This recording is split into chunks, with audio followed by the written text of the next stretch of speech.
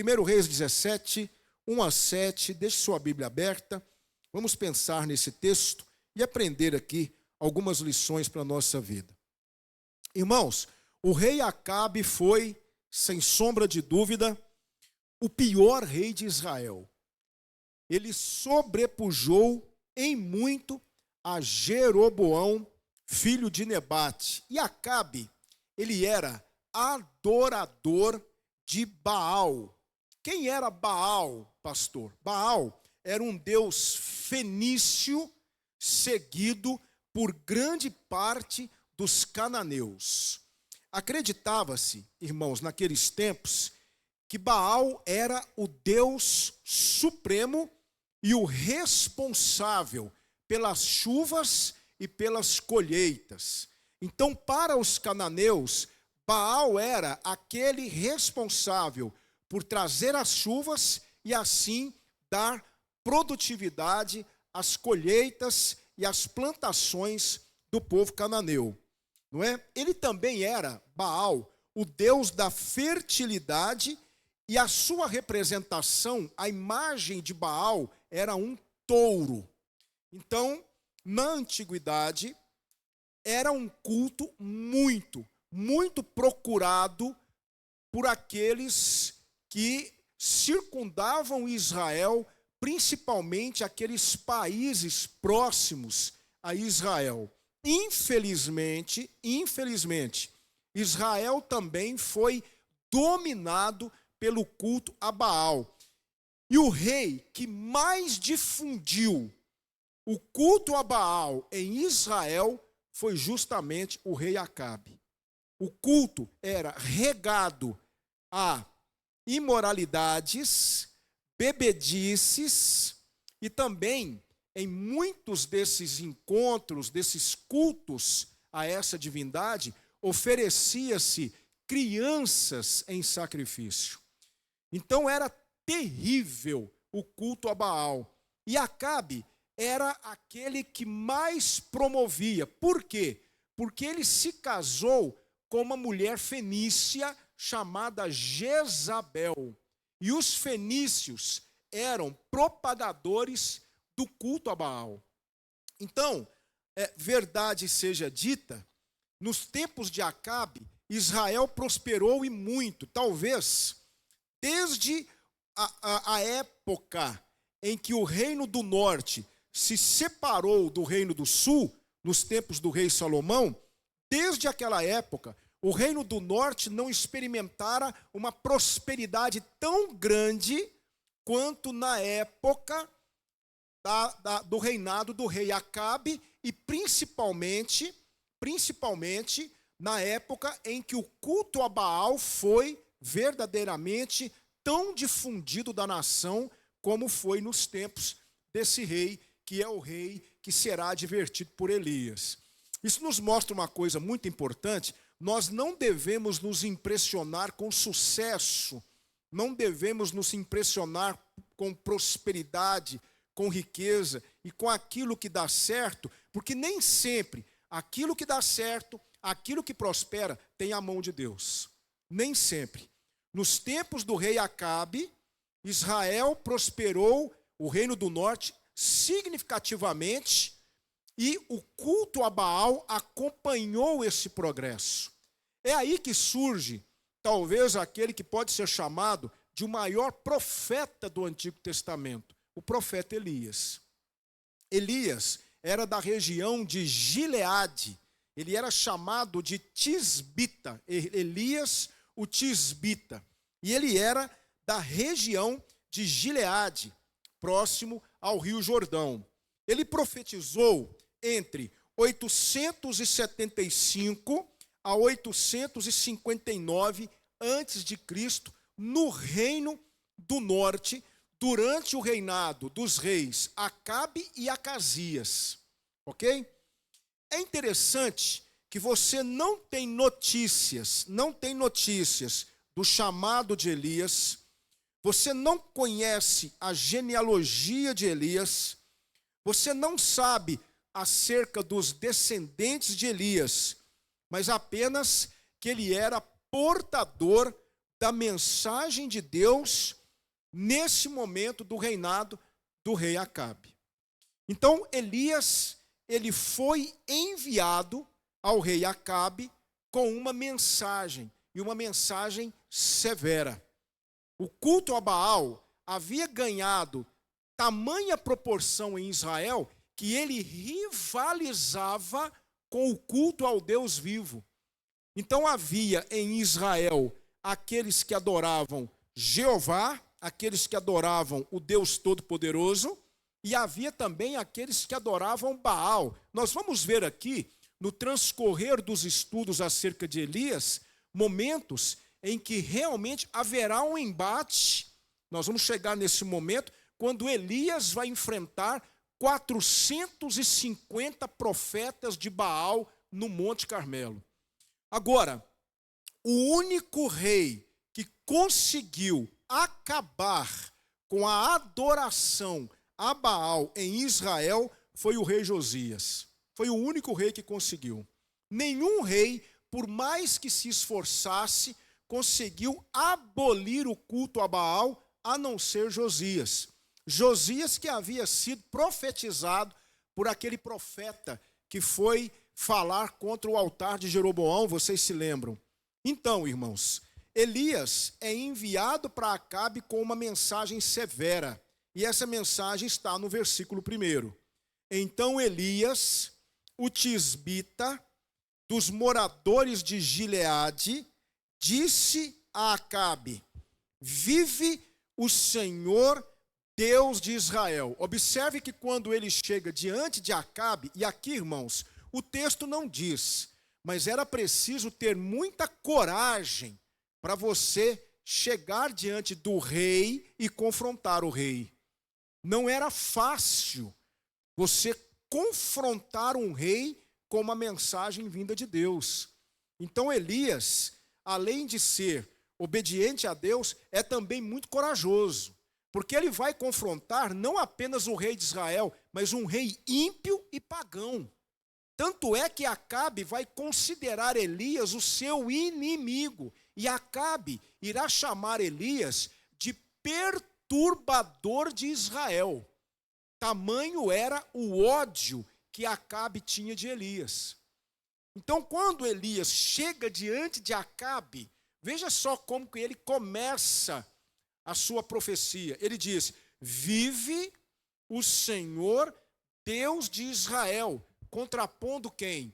Contrapondo Baal. Porque quem era o senhor de Acabe? Era Baal.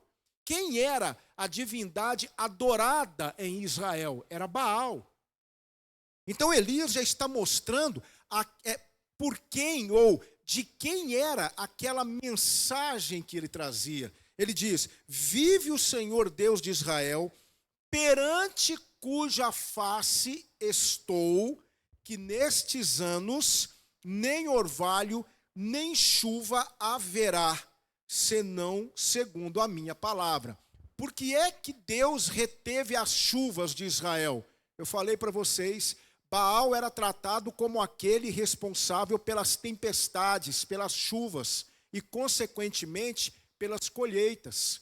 Então o povo de Israel acreditava que Baal, não o Senhor, era o provedor das chuvas. Então Deus quer dar uma lição em Israel.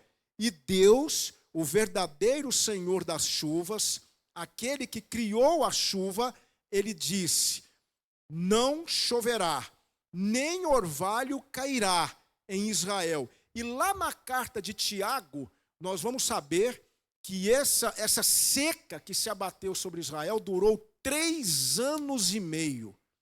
Imagine só, irmãos, o que é um período de seca de 3 anos e meio. Foi o período que Deus reteve as chuvas de Israel como castigo pela adoração a Baal. A palavra Baal significa amo, dono ou marido. É o significado do termo Baal. E as imagens que eram confeccionadas e vendidas e adoradas por todo Israel chamavam-se Baalins. Entende? Então, era uma crença muito difundida. Deus então manda Elias ir falar com Acabe que ele, o verdadeiro Senhor de Israel, o verdadeiro Deus, iria reter as chuvas por 3 anos e meio. Mas quando Elias dá essa mensagem para Acabe, ele passa a correr perigo.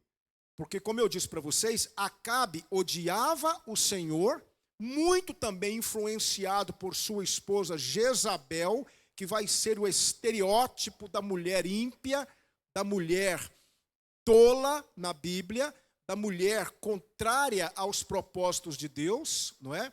Tanto é que lá no livro de Apocalipse, Deus vai repreender uma igreja porque ela tolerava Jezabel. Não se sabe se era uma mulher literal ou o conceito de Jezabel que havia se estabelecido na igreja. Olha só, como que Jezabel será conhecida na palavra de Deus, terá uma morte terrível, nós vamos estudar isso um pouco mais à frente. Então, Acabe, muito influenciado por Jezabel, ajudou na propagação do culto a Baal. E como ele foi confrontado por Elias, ele passa a odiar Elias. Então, a partir do momento em que Elias entregou a mensagem para Acabe, ele começa a correr perigo. Então, Deus manda Elias sair dali, daquele local no qual ele se encontrava, onde ele vai confrontar Acabe, e manda Elias para uma outra região que ele mesmo conhecia. Está aí, versículos 2 a 4. Veja só. Depois veio a ele a palavra do Senhor dizendo: retira-te daqui e vai para o oriente e esconde-te junto ao ribeiro de Querite, que está diante do Jordão. Elias conhecia essa região. E há de ser que beberás do ribeiro. Por quê? Porque não haveria chuva, não haveria suprimento de água. Então Elias seria suprido pelo Senhor, bebendo água desse ribeiro de Querite. E eu tenho, olha que maravilha isso, irmãos, prestem atenção. Eu tenho ordenado aos corvos que ali te sustentem. É interessante que existe uma tradução antiga desse texto, que no lugar de corvos, colocaram árabes. Mas a tradição aceita que eram corvos literais, aves, porque Deus é o Criador, e a criação inteira está nas mãos de Deus. A palavra de Deus nos diz, no Salmo 24, do Senhor é a terra e o mundo que nela... do Senhor é a terra e a sua plenitude, o mundo e aqueles que nele habitam. Tudo é do Senhor, irmãos. Ele controla tudo, ele tem tudo na palma de sua mão. Então Deus criou os corvos, e ele disse aos corvos: vocês vão sustentar meu servo Elias, assim como ele calou, fechou, não é, a boca dos leões quando Daniel foi lançado na cova. Assim como ele simplesmente amenizou a fúria do fogo quando Sadraque, Mesaque e Abidnego foram lançados na fornalha ardente. Assim como o Senhor Jesus mandou que o vento soprasse manso e a tempestade se acalmasse quando eles estavam atravessando o mar da Galileia. Nós estamos falando de um Deus que pode todas as coisas. Então, quando eu olhei esse texto, sabendo que o nosso Deus, o meu Deus, o seu Deus, ele disse aos corvos: vocês vão sustentar meu servo Elias. Isso traz uma segurança e uma tranquilidade para nós de saber que nós servimos a um Deus que controla tudo, que tem tudo sob controle, tudo. E Elias, então, obedientemente, veja só a partir do versículo 5, foi, pois, e fez conforme a palavra do Senhor, porque foi e habitou junto ao ribeiro de Querite, que está diante do Jordão. Aí vem o versículo 6, veja só.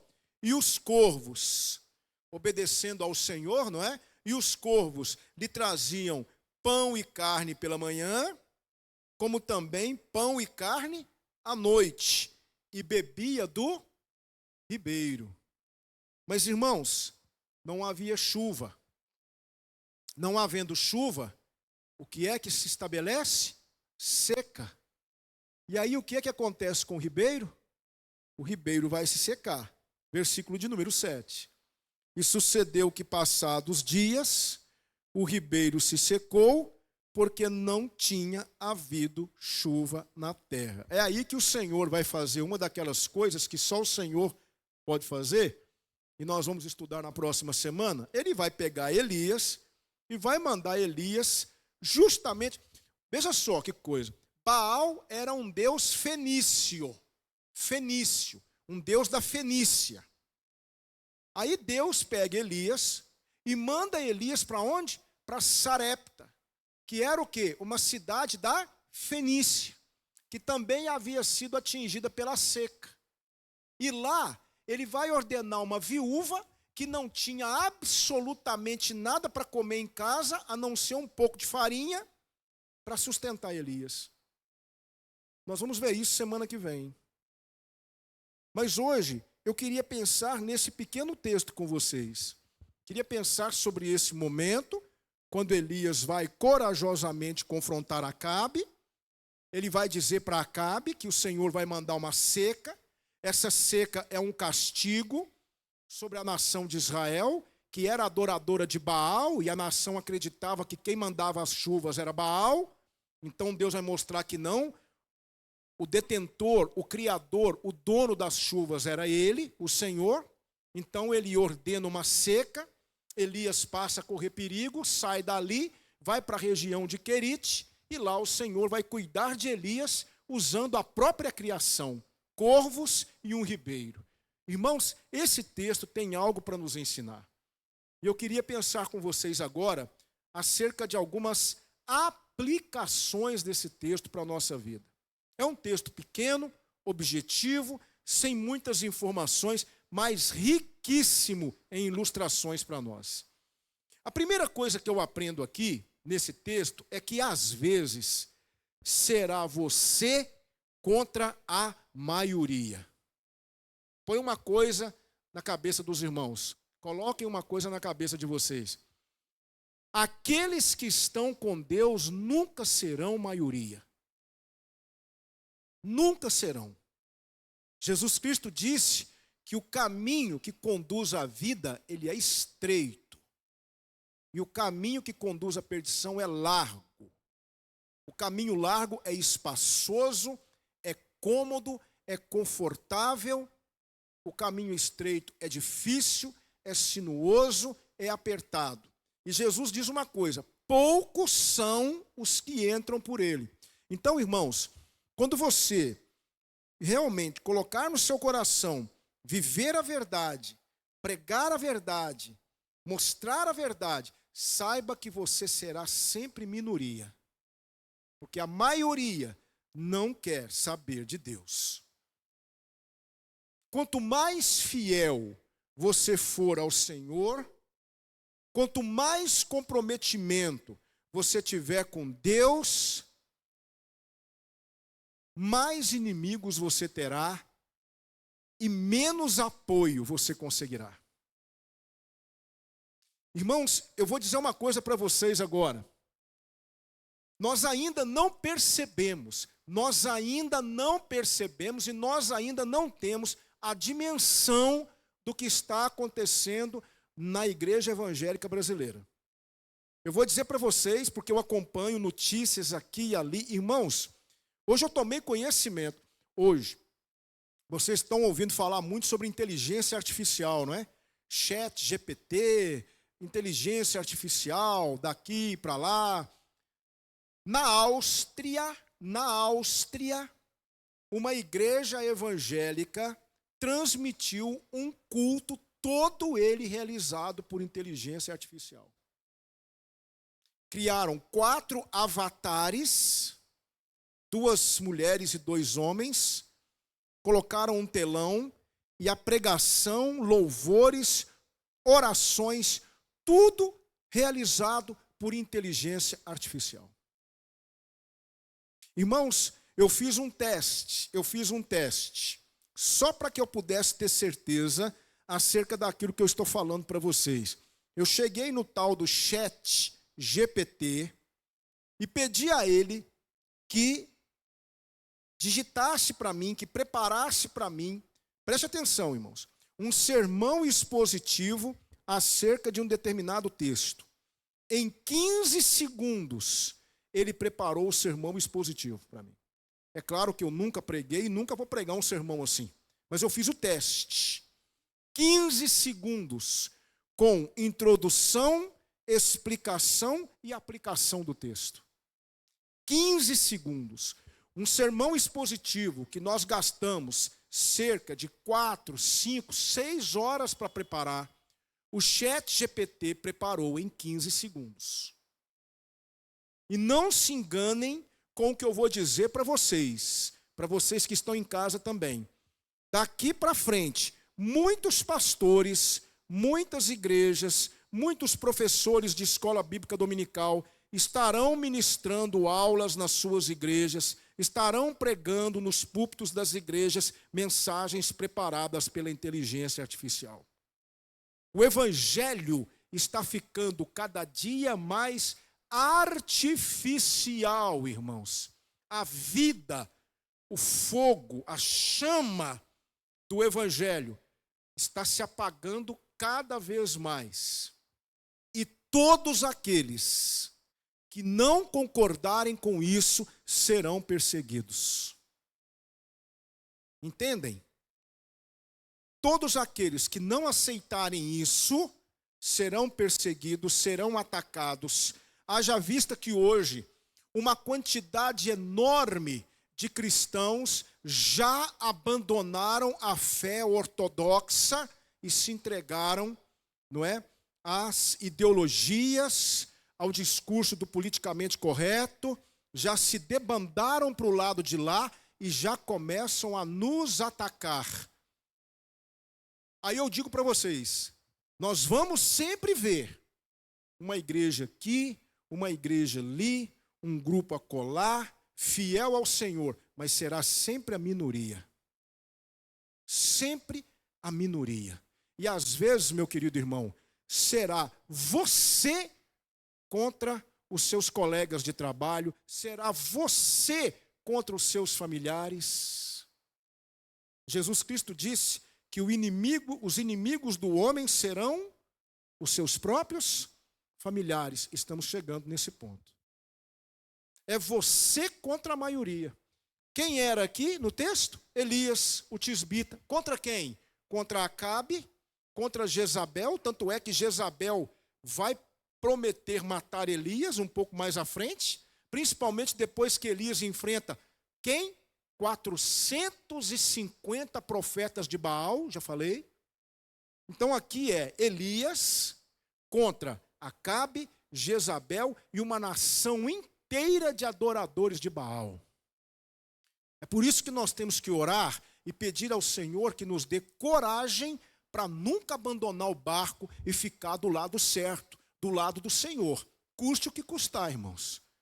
Porque seremos somente nós contra a maioria. Irmãos amados, nós já estamos sendo atacados, ridicularizados por irmãos de fé, que não concordam com a maneira como vivemos a nossa fé. Há pessoas que não aceitam ver irmãos vivendo seriamente para Jesus, e todos aqueles que se comprometem, que aceitam, que querem continuar firmes com Jesus, já estão sendo atacados por irmãos de fé.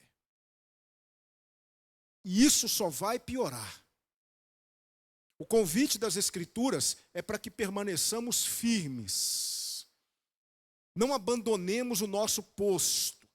Ainda que o mundo inteiro se levante contra nós, fiquemos fiéis ao Senhor. Não abdiquemos da verdade a troco de popularidade, de aplausos ou de tapinhas nas costas. Porque será, eu repito, muitas vezes, somente você contra a maioria. Eu conheço uma pessoa que enfrenta isso. Ela é uma cristã evangélica comprometida com o Senhor, mas tem enfrentado perseguições e ataques no local de trabalho por defender o que ela defende. Eu quero te perguntar, por enquanto, talvez isso ainda não aconteceu com você, mas escreve aí, vai acontecer. Vai chegar um momento em que você vai ter que se posicionar. Vai chegar um momento em que você vai ter que manifestar a sua fé. Você vai ter que dizer no que crê e por que crê. E é aí que você começará a experimentar o que Elias experimentou e tantos outros por aí têm experimentado. Solidão. Porque até aquelas pessoas que você julgava que estarem do seu lado vão te abandonar. Essa é a mais pura verdade. Então o que é que nós vamos fazer? Nós vamos orar e vamos pedir ao Senhor, Senhor, me fortalece. Não importa se eu fique sozinho, mas eu não quero te envergonhar. Eu quero me manter firme. Eu quero defender a verdade. Ainda que a minha família inteira, ainda que os meus amigos cortem relação comigo, ainda que eu seja excluído ou bloqueado nas redes sociais, eu quero me manter firme com o Senhor. Não importa se do lado de lá há 1000, e se só eu ou alguns poucos ficamos do lado de cá, não importa. Irmãos amados, em nome de Jesus, vamos ser comprometidos com a verdade.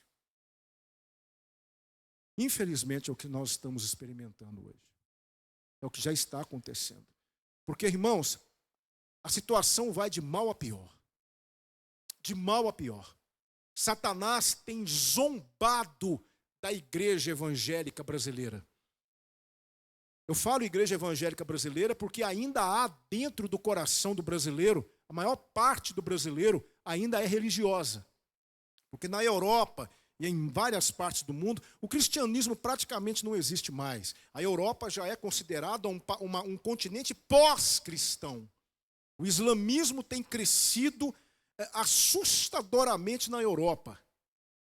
Mas no Brasil ainda há, dentro do coração do brasileiro, essa questão de fé. O brasileiro é uma pessoa, o brasileiro é um país, o Brasil é um país, o brasileiro é alguém de fé.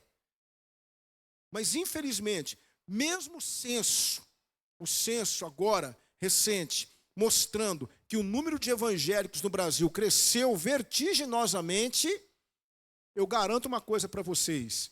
A maioria esmagadora do evangelicalismo brasileiro é um povo que já abandonou a ortodoxia e a ortopraxia da fé.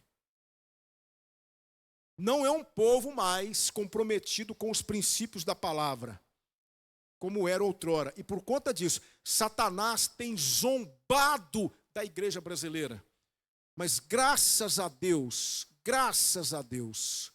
e o Senhor vai dizer isso para Elias lá na frente, ainda há 7.000 que não dobraram o joelho para Baal. Ainda há crentes verdadeiros nesse país. Crentes sinceros, que temem a Deus, que amam a Jesus Cristo, amam o Espírito Santo e amam a palavra de Deus. Irmãos, em nome de Jesus, sejamos um deles. Sejamos assim. Então, anote aí, às vezes será você contra a maioria. Fique firme. Fique do lado do Senhor. Mas eu aprendo aqui mais uma coisa muito importante. Eu quero que nós entendamos, eu vou falar isso de forma bem pausada.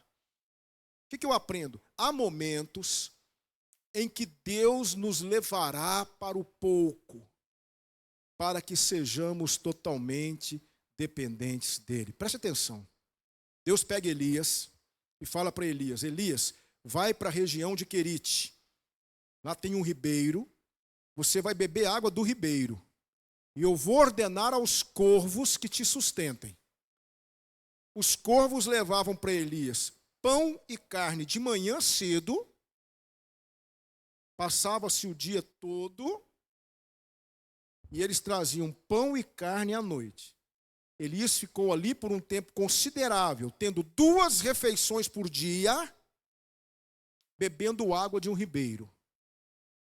Totalmente dependente do Senhor. E quando aquela água secou, Deus pega Elias e ele manda Elias para uma região que estava sofrendo com a seca, para a casa de uma mulher que não tinha nada para comer, para que essa mulher sustentasse Elias.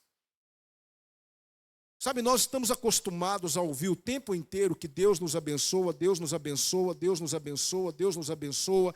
A bênção do Senhor é quem enriquece, amém, eu sei disso. Deus tem nos abençoado, nós temos o que comer, temos onde morar, temos onde nos deitar, temos condução, temos saúde, temos trabalho, glória a Deus por isso. Mas, irmãos amados, às vezes, tudo o que nós precisamos é de um pouco de escassez na vida, para que nós possamos aprender a depender somente do Senhor. Porque existe, muitas vezes, dentro de nós, uma predisposição a uma independência mortal, porque nós começamos a achar que tudo aquilo que nós conquistamos foi unicamente por conta da força do nosso braço. E não é. Então, às vezes, o pouco na nossa vida é uma bênção. Às vezes, passar por uns momentos de aperto pode ser a maior bênção que você está recebendo do Senhor. Às vezes, você passar por tempos de carestia pode ser a maior bênção que você recebeu do Senhor. Irmãos, eu não me esqueço de Atos, do livro de Atos. O que acontece lá em Atos dos Apóstolos? Pedro prega aquele sermão majestoso em Atos capítulo 2, e a palavra de Deus diz que 3.000 pessoas se convertem, a igreja nasce já com 3.000 membros. 3.000 membros. E ali, naquele contexto, os apóstolos tinham a responsabilidade de doutrinar a igreja. Então, o que é que acontece? O que é que acontece? Os apóstolos tinham agora essa responsabilidade e eles começam a apresentar à igreja aquilo que a Bíblia chama de doutrina dos apóstolos. Então, muitos daqueles cristãos tinham que trabalhar para sobreviver. Então, o que é que eles fazem? Eles querem aprender, eles querem ouvir a palavra de Deus, eles querem se alimentar daquela nova doutrina. Então, os crentes mais ricos, aqueles que tinham posses, terrenos, eles começam a vender os seus terrenos, vender as suas terras, pegam o dinheiro e entregam o dinheiro para os apóstolos. E os apóstolos começam a distribuir esse dinheiro na igreja. Por um tempo, isso deu muito certo. Porque aí aqueles crentes mais pobres que tinham que trabalhar, que tinham que buscar um recurso financeiro, e eles já viviam debaixo de uma alta carga tributária, eles tinham agora a garantia de que não iam passar fome, porque a igreja não deixava ninguém passar fome. Não havia entre eles necessitado algum, diz o texto bíblico.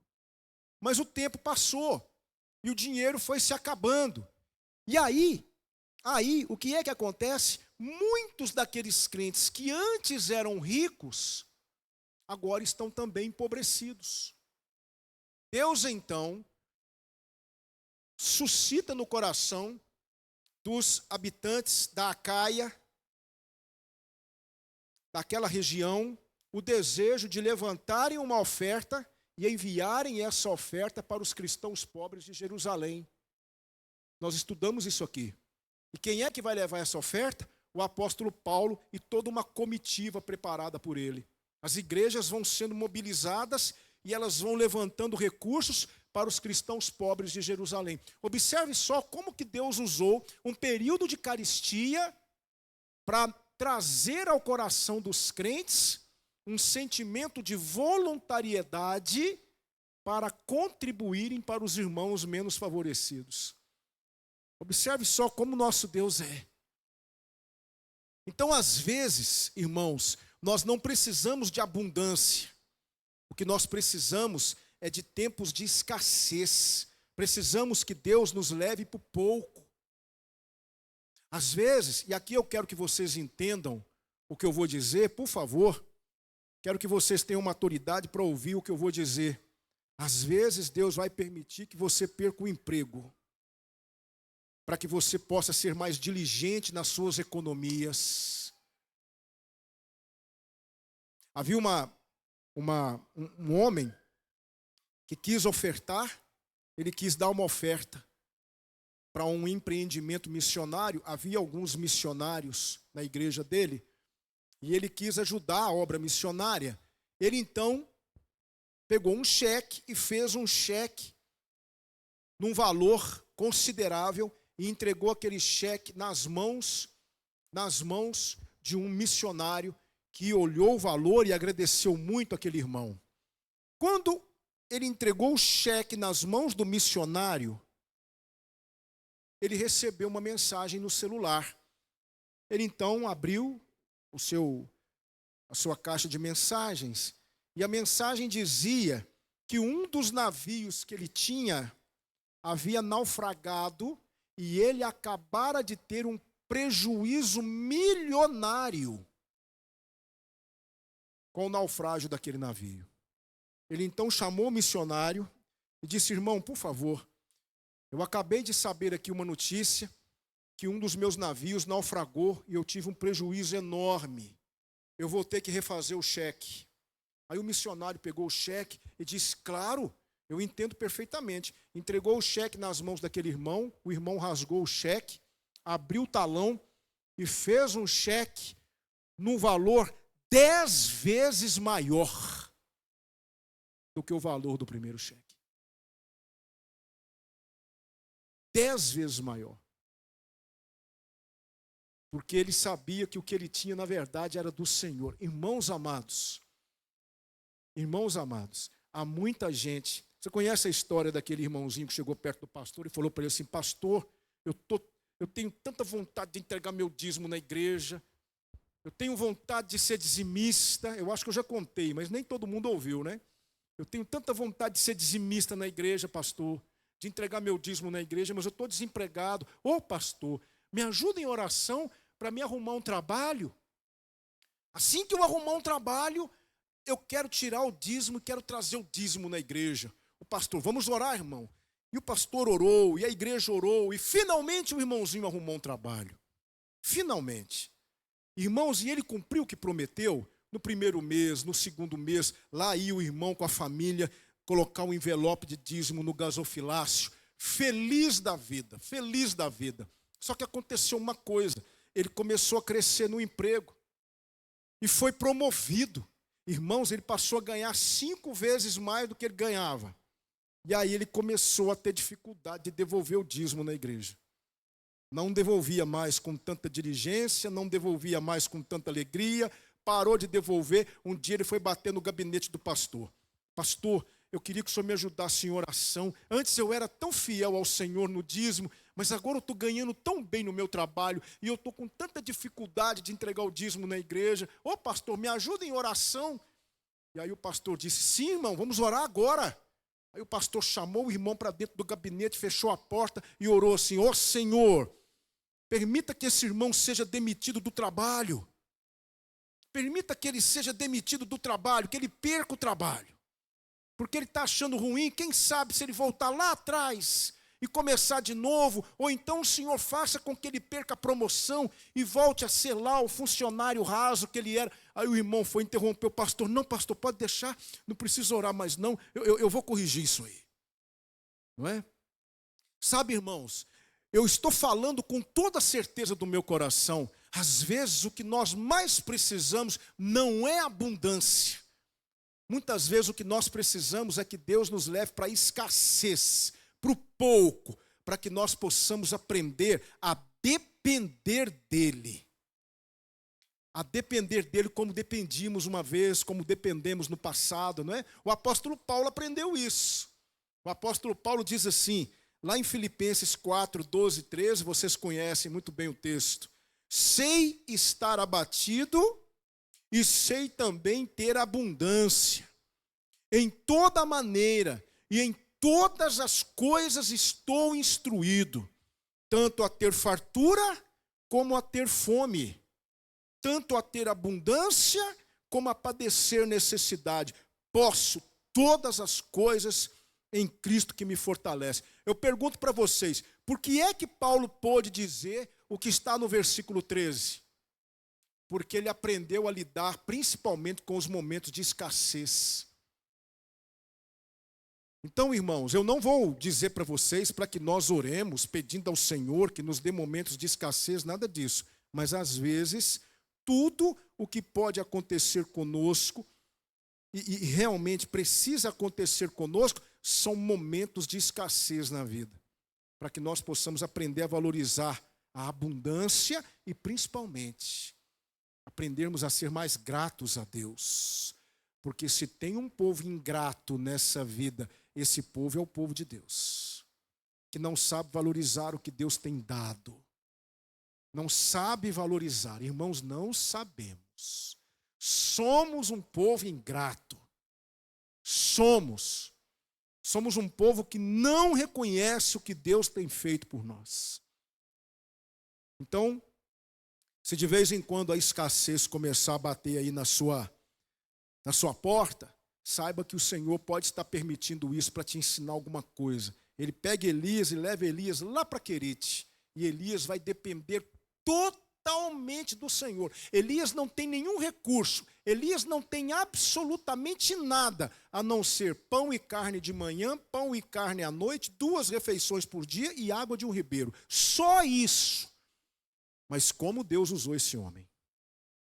Como Deus usou esse homem, não é? Então, na contramão da teologia da prosperidade, que fica dizendo por aí que você precisa ser rico, que você precisa ser empreendedor, que você precisa ser isso, ser aquilo, ter 2, 3 carros na garagem, a palavra de Deus está nos mostrando que, às vezes, a bênção do Senhor está no pouco, a bênção do Senhor está na escassez. É isso que a palavra de Deus nos ensina. Então, olhe para Elias, aprendamos com Elias.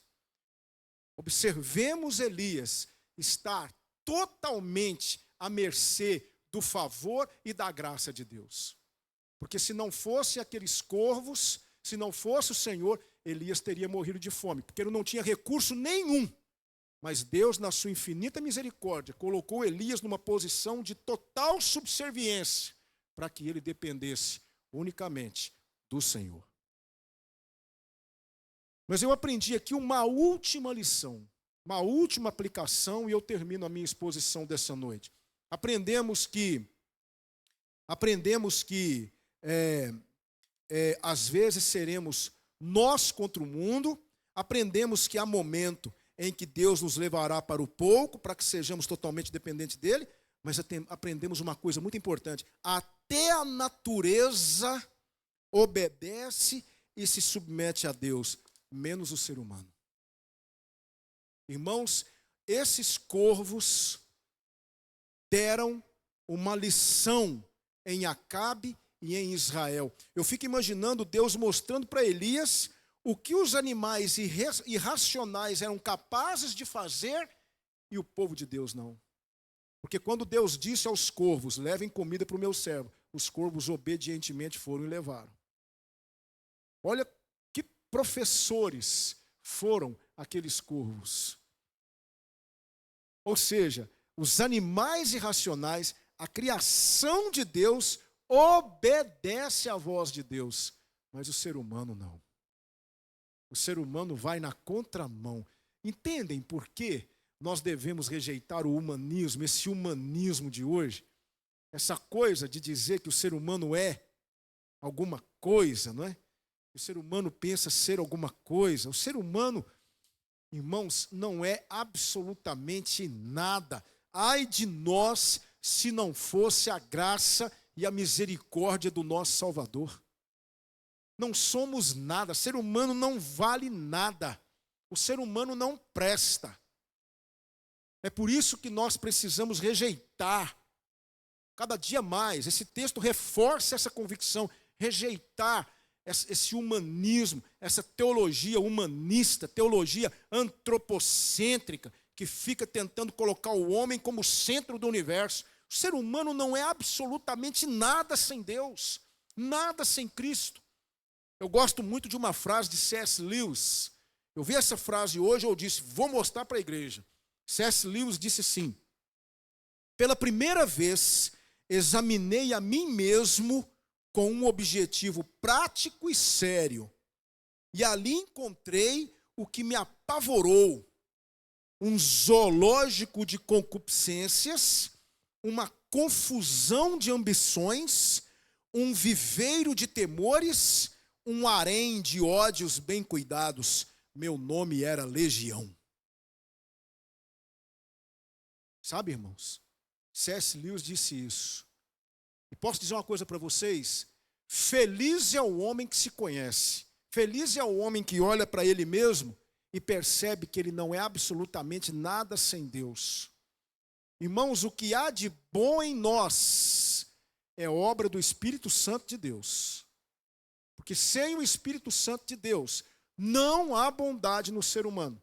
Certa vez perguntaram para A.W. Tozer, né? Por que coisas ruins acontecem com pessoas boas? Se eu não me engano, foi A.W. Tozer mesmo. Coisas ruins acontecem com pessoas boas. Ele disse assim: isso só aconteceu uma vez. E o pregaram numa cruz. Por isso que quando Jesus Cristo ouve do rico: bom mestre, o que eu hei de fazer para herdar a vida eterna? Jesus olha para aquele rico e diz assim: por que me chamas bom? Não há nenhum bom, a não ser Deus. Ah, pastor, então Jesus não é bom? Pelo contrário. Jesus está dizendo o seguinte: por que você está me chamando de bom? Você reconhece que eu sou Deus? Porque só Deus é bom. Ninguém mais é. Ninguém mais é. Então, os corvos estão nos ensinando uma grande lição nessa noite. Eles foram capazes de obedecer à voz de Deus, enquanto o ser humano não é capaz. O ser humano tem dentro de si uma predisposição a fazer aquilo que Deus diz. A teologia desse texto eu encerro. Assim como Elias foi odiado por ser o portador da mensagem de Deus, Cristo também foi odiado e rejeitado por sempre pregar a verdade de Deus. Elias confrontou Acabe, Cristo confronta o pecador. Irmãos, que Deus nos abençoe. Um pequeno texto com tão grandes lições. Que nós possamos sair daqui desafiados. Irmãos, precisamos melhorar muito. Precisamos aprender muito. Precisamos realmente recorrer à palavra de Deus e entender o que precisamos ser. E pedir ao Senhor que nos ajude a ser. Vamos orar?